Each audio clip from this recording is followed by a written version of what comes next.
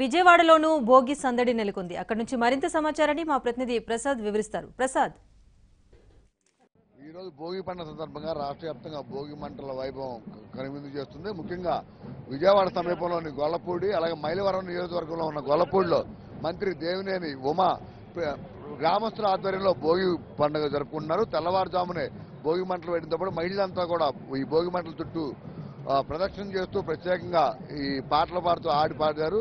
అలాగే మంత్రి దేవినేని ఉమా కూడా సంప్రదాయ వస్త్రాలతో పాటు ఇతర టీడీపీ నాయకులు కూడా పూర్తి సంప్రదాయ వస్త్రాలతో మన తెలుగు ధనాన్ని ఉట్టిపడేలా, అలాగే ప్రజలకు నేటి యువతకు ఆదర్శంగా ఉండేలా పట్టు వస్త్రాలతో ఈ భోగి ఉత్సవాల్లో పాల్గొన్నారు.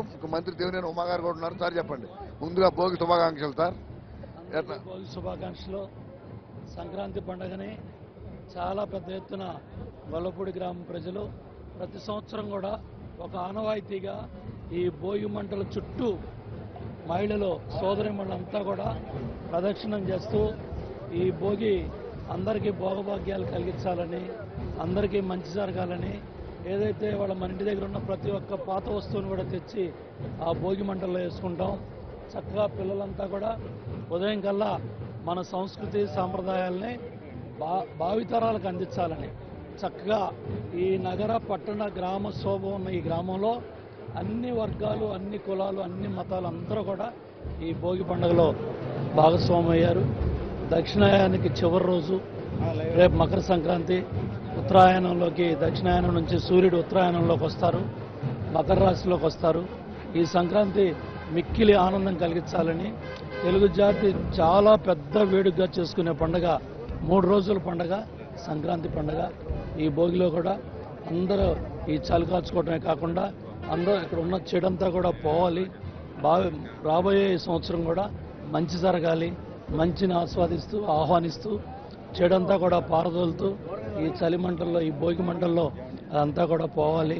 ఏదైతే వాళ్ళ పెద్ద ఎత్తున ఈ భోగి పండుగ మరి తెలుగువారంతా కూడా తెలుగు జాతి అంతా కూడా దేశంలో ఉన్న, రాష్ట్రాల్లో ఉన్న, ఖండాంతరాల్లో ఉన్న ఈ భోగి మంటలు, భోగి పండుగని పెద్ద ఎత్తున చేసుకుంటున్నారు.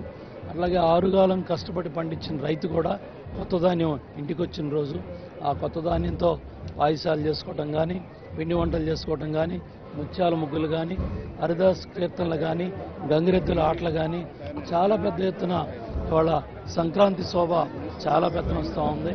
ముఖ్యమంత్రి గారు కూడా ఇవాళ నారావారిపల్లిలో పెద్ద ఎత్తున ఈ సంక్రాంతి సంబరాల్లో పాల్గొంటూ ఉన్నారు. ప్రతి గ్రామంలో కూడా ఈ చలిలో పెద్ద ఎత్తున ఈ భోగి మంటల్లో అందరూ కూడా చలిగాగుతూ ఉన్నారు. పెద్ద ఎత్తున ఉత్సవాల్లో పాల్గొంటూ ఉన్నారు. చివరి రోజు, కనుమ రోజు కూడా పశువుల్ని గౌరవించుకోవటం. ఎందుకంటే పంటలను కాపాడే మరి పశువులతో మనకున్న ఎద్దు వ్యవసాయంతోనే ఇవాళ వ్యవసాయం ఇంటికి ధాన్యం వచ్చే పరిస్థితి. అందుకనే నందీశ్వరుడు కానీ, ఎద్దు కానీ పశువులను గౌరవించుకునే సాంప్రదాయం మంది.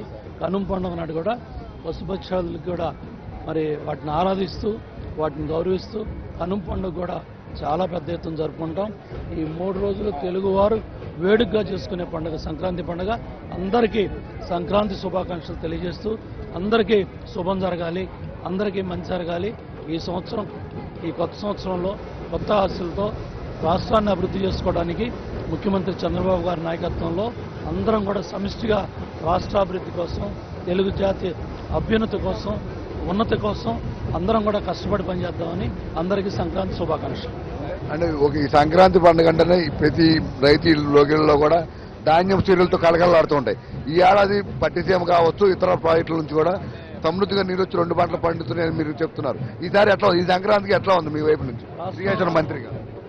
పట్టిసీమ రాష్ట్రంలో చాలా పెద్ద ఎత్తున ఒక ఇన్నోవేషన్, ముఖ్యమంత్రి నారా చంద్రబాబు నాయుడు గారి మదిలో పుట్టిన ఒక అద్భుతం పట్టిసీమ ఎత్తిపోతల పథకం.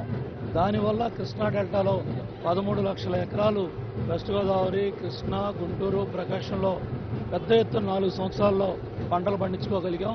ఒక్క కృష్ణా జిల్లా ఆదాయమే 4 సంవత్సరాల్లో 44,000 కోట్లు అభివృద్ధి చెంది దేశంలో హర్యానా తర్వాత 2వ రాష్ట్రంగా కృష్ణా జిల్లా వచ్చింది.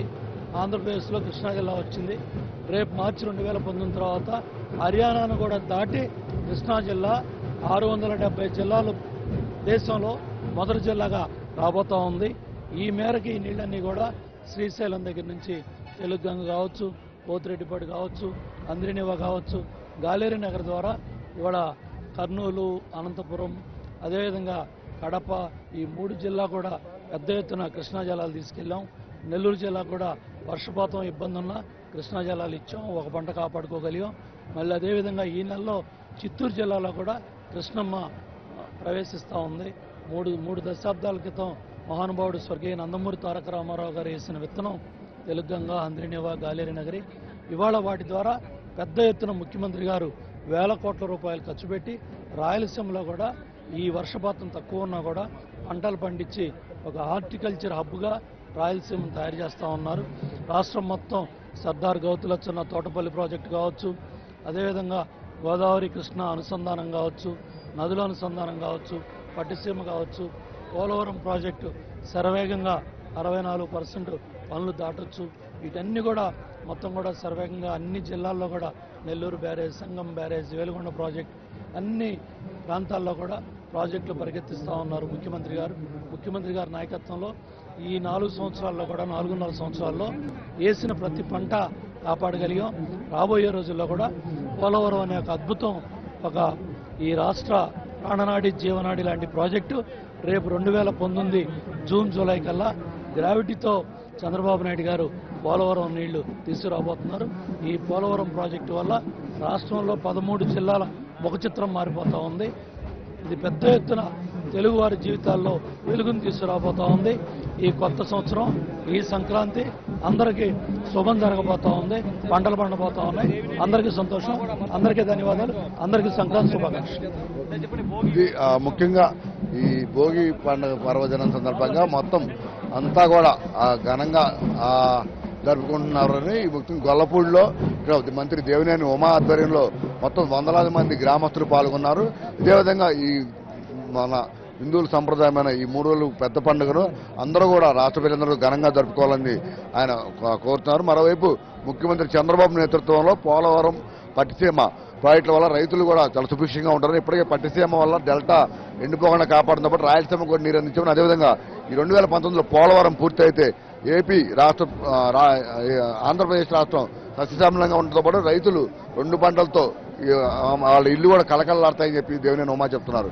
వీడియో జర్నలిస్ట్ భాస్కర్తో వరప్రసాద్, ఏబిఎన్ ఆంధ్రజ్యోతి, విజయవాడ.